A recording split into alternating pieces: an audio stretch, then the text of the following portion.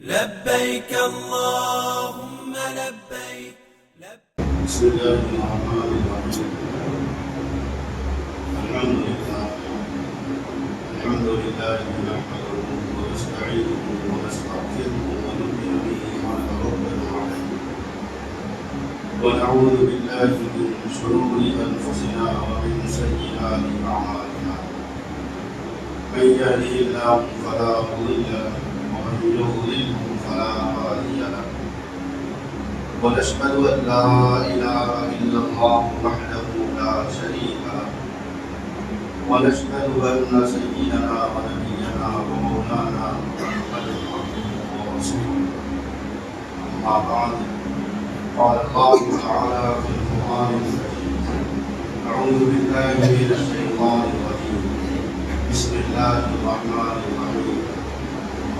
إن أول بيت وضع للناس الذي ببكة مباركا وهدى للعالمين فيه آيات بينات مقام إبراهيم ومن دخله كان آمنا ولله على الناس حج البيت من استطاع إليه سبيلا ومن كفر فإن الله غني عن العالمين. وقال النبي صلى الله عليه وسلم: من زار قبري وجبت له شفاعتي. صدق الله العظيم وصدق رسوله النبي الكريم.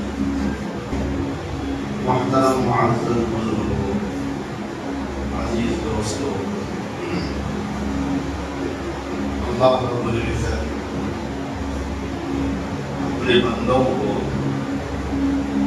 زندگی میں ایک مرتبہ بیت اللہ شریف پر حاضر ہو کر عبادت کرنے کا موقع عطا فرماتے ہیں.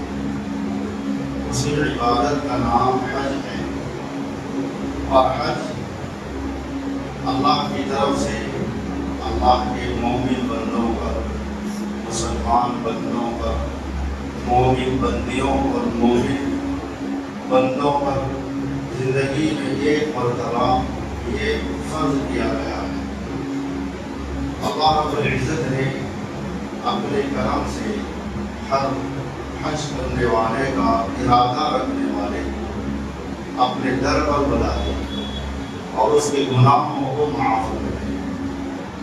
اللہ رب العزت یہ عظیم عبادت اس جگہ پر بلا کر ادا کروا دے، اور اس جگہ پر بھی ایک جگہ متعین اور مخصوص نہیں ہے. حج کے 5 دن کے اعمال ہیں. 5 دن کے اعمال مختلف جگہوں پر کیے جاتے ہیں، جیسا کہ پچھلے جمعہ سے بلکہ پیوستہ جمعہ سے آپ حضرات یہ سنتے آ رہے ہیں. اس لیے کہ یہ ایام اور یہ مہینے حج کی تیاری کے مہینے ہیں، اور الحمدللہ اللہ کے کرم سے اسی مہینے کی 29 تاریخ سے حاجیوں کی پروازیں شروع ہو. حاجی حضرات پوری تیاریوں کے اندر مصروف ہیں، اور کل کا جو دن گزرا ہے، کل کے دن تو ٹیکہ اندازی بھی ہو چکی ہے.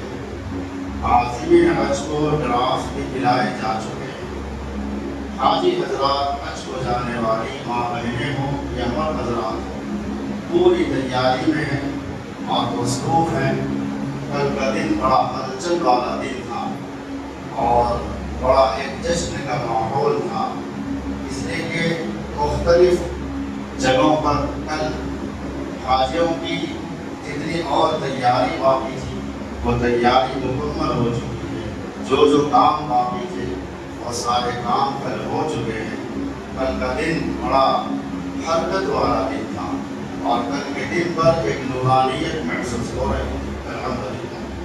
بہرحال 29 تاریخ کا حاجیوں کا انتظام ہے، اور بڑی بے چینی سے یہ عازمین حج اپنی اپنی تاریخ کا انتظام کر رہے ہیں. کہ ان کا انتظار کرنا صرف ہوائی جہاز میں سوار ہونے کے واسطے نہیں ہے، یا ان کے انتظار کی گھڑیاں سیر و تفریح کا سفر بنانے کے واسطے نہیں ہے. اور خود ان کی بے چینی کا یہ انتظار کرنا ان کو خود پتہ نہیں ہے کہ اللہ اپنے در پر ہم کو بلا رہے ہیں، اپنے اپنے کرم سے بنا ہے. یہ صرف اللہ کا کرم ہے, اللہ کا فضل ہے, اور کوئی چیز اس میں داخل نہیں ہے. اللہ جس کو چاہتے ہیں ان کو بلا لیتے ہیں, جن کو بلاوا آتا ہے وہی پہنچتے ہیں اللہ کے در پر بھی اور روزے مبارک پر بھی. ہر انسان نہیں پہنچ سکتا. مالدار یہ خیال نہ کرے, حالانکہ حج یہ مالداروں پر فرض ہے. اس کے باوجود بہت سے مالدار ہیں جو ابھی تک حج نہیں کیے, جبکہ ان کے اوپر حج فرض ہو کر برسوں گزر گئے. ایسے آج بھی ہیں, اور بہت سے ایسے بھی دنیا سے گزر گئے. حج فرض ہونے کے بعد حج ادا نہیں کرے, حج ادا کرے بغیر دنیا سے گزر گئے.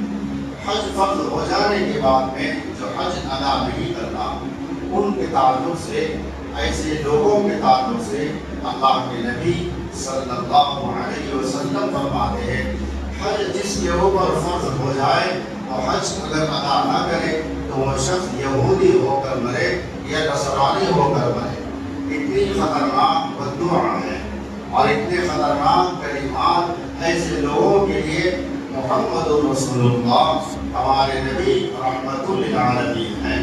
ہمارے نبی کبھی کسی موقع پر کسی کو بددعا نہیں کیے ہیں, حالانکہ ہمارے نبی پر جان لیوا حملے ہوئے ہیں اور ہر طرح کی اذیتیں تکلیفیں پہنچائی گئی ہیں. جس مبارک کو لہو لہان بھی کر دیا گیا ہے, لیکن بدلا نہیں لیے, بددعا نہیں کیے.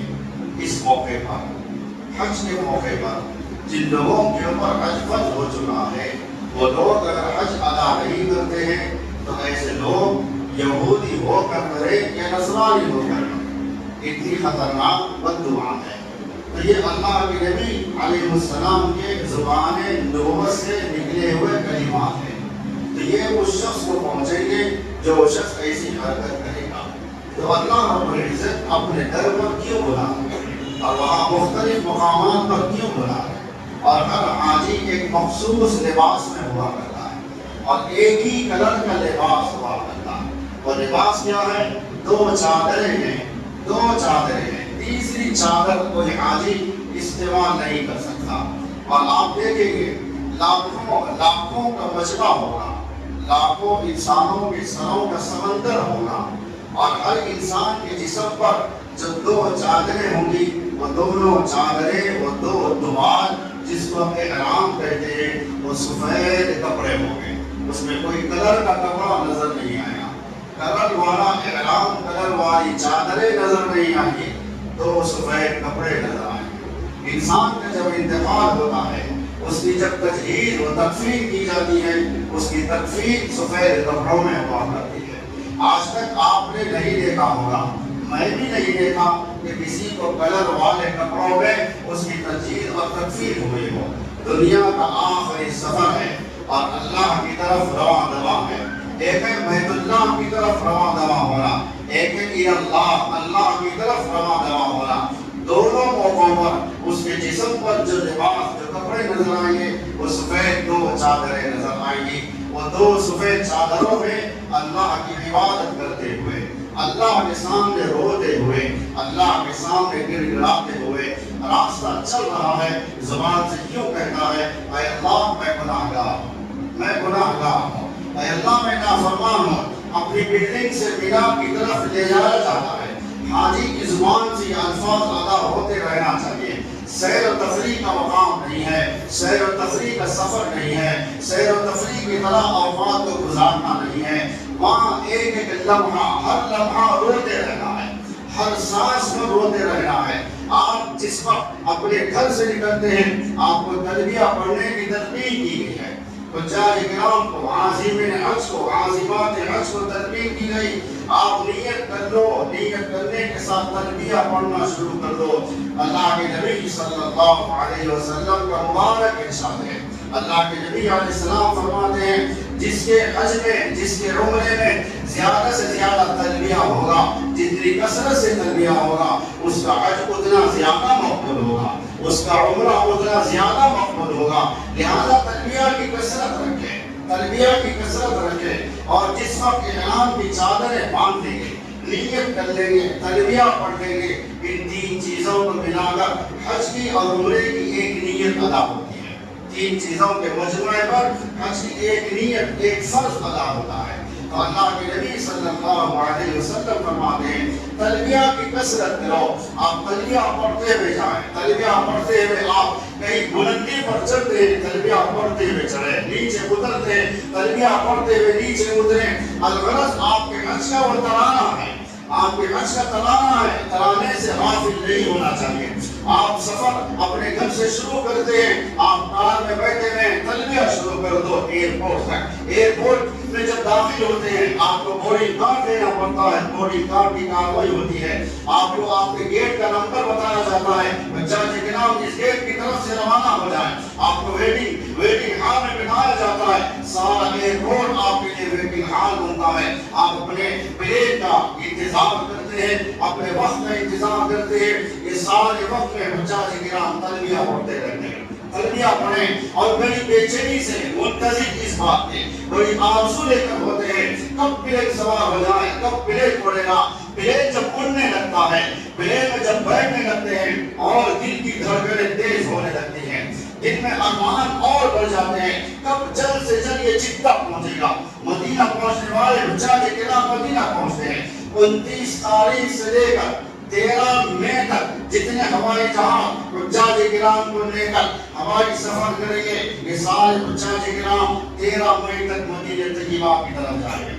آخری پلیٹ 13 تاریخ کا، یعنی حاجیوں کا 13 تاریخ کا پلیٹ یہ مدینہ جائے گا۔ 14 تاریخ سے جو پلیٹ جائیں گے وہ جدہ جائیں گے، ان کو پہلے مکہ جانا پڑے گا، حج کے بعد ان کو مدینہ جانا پڑے گا۔ لیکن 29 تاریخ سے لے کر 13 مئی تک جتنے حجاج کرام کی روانگی ہے یہ سب مدینہ شریف جائیں، مدینہ طیبہ جائیں، مدینہ منورہ جائیں۔ رسول عربی محمد رسول اللہ صلی اللہ علیہ وسلم کی قبر اثر پر کھڑے ہو کر زیارت کریں گے۔ اللہ کے نبی صلی اللہ علیہ وسلم فرماتے ہیں من زار قبری وجبت لہ شفاعتی، من زار قبری۔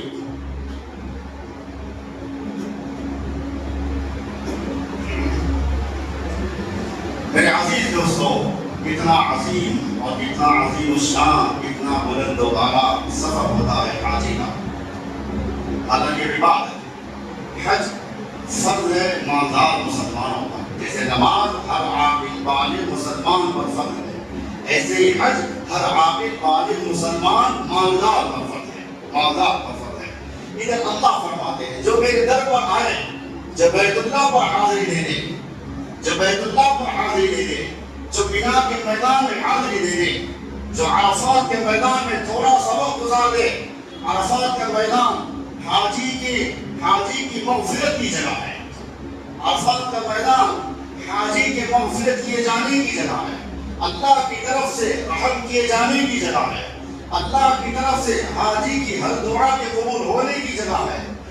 میدان عرفات حاجی کے رونے پر جو آنسو نکلتے ہیں، ان آنسوؤں کی قدردانی اللہ کی طرف سے کی جاتی ہے، ان آنسوؤں کی قدردانی کی جانے کی جگہ میدان عرفات ہے۔ وہ میدان عرفات وہ ہے جہاں میرے اور آپ کے نبی آقائے نامدار رحمت للعالمین سید الاولین سید الآخرین محمد رسول اللہ صلی اللہ علیہ وسلم 5 گھنٹے لگاتار مسلسل اپنی اونٹنی پر سوار ہو کر دعا کرتے رہے۔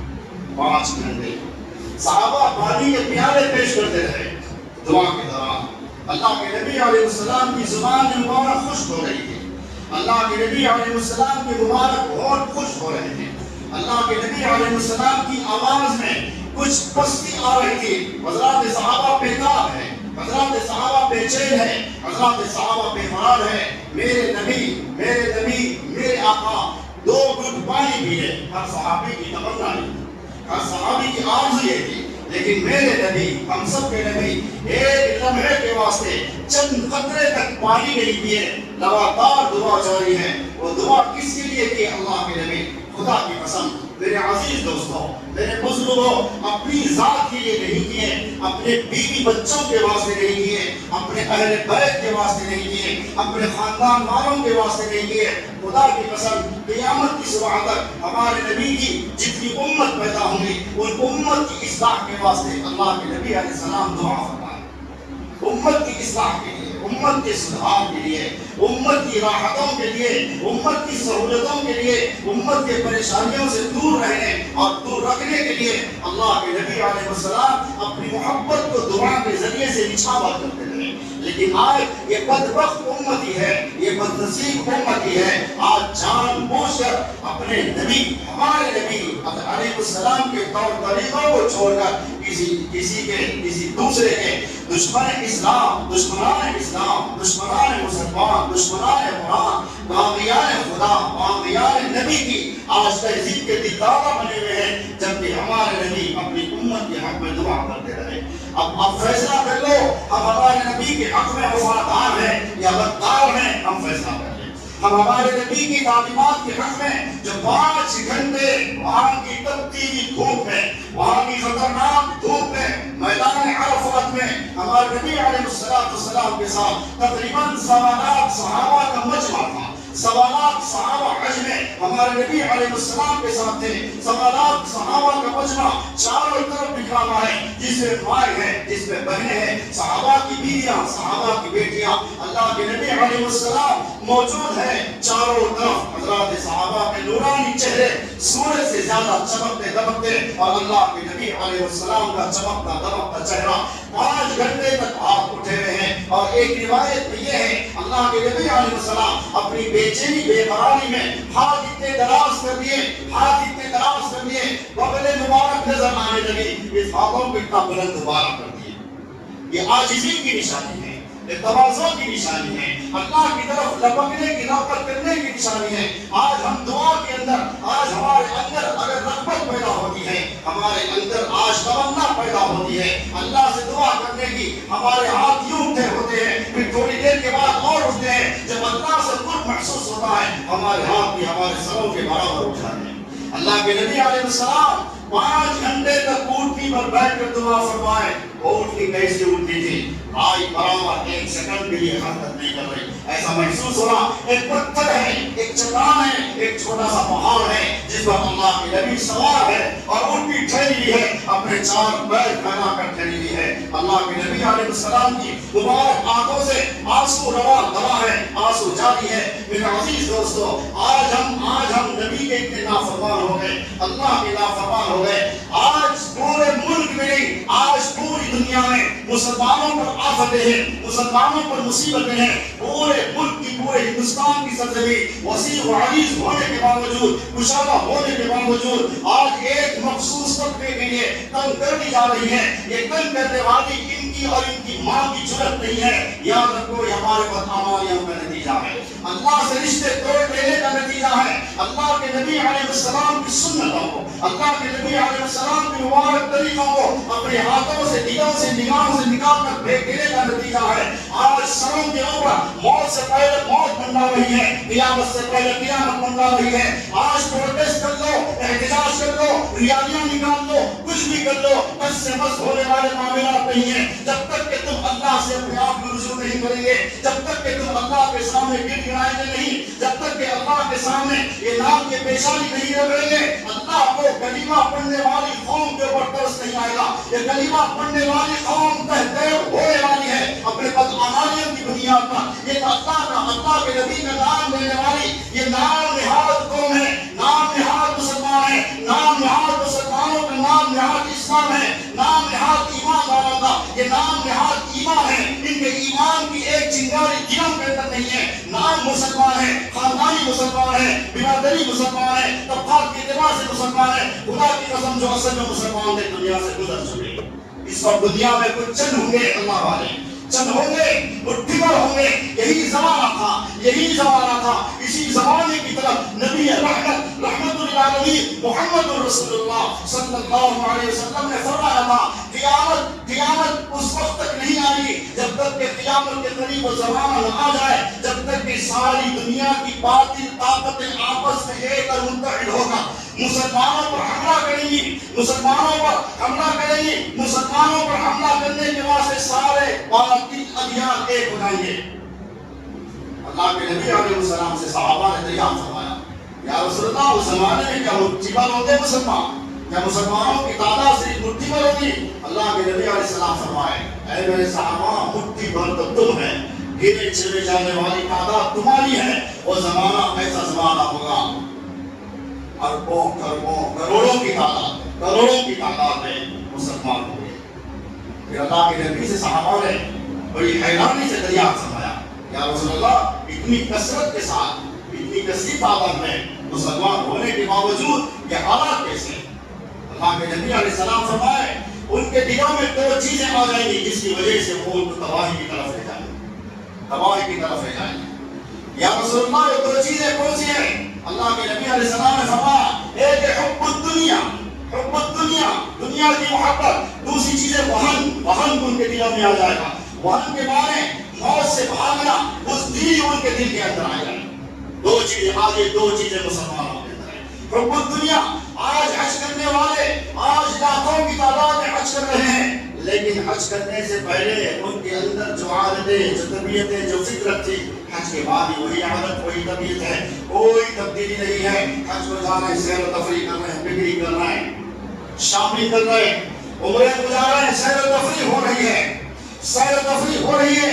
اعمال میں تقویت پہنچانے کی فکر نہیں ہے. اتنا بے چین ہے. اللہ بیت اللہ کو بنائے بیت اللہ میں بیٹھنے میں تیار نہیں ہے. بیت اللہ شریف میں بیٹھ کر تلاوت کرنے تیار نہیں ہے. ایک مقام سے دوسرے مقام سے تیسرے مقام تک. اور افسوس یہ ہے لعنت ہے ان لوگوں کے اوپر آج بیت اللہ کو جانے والے حج کے عنوان سے ہو یا عمرے کے عنوان سے ہو آج اپنی فوٹو لے کر بھیج رہے ہیں وہاں سے.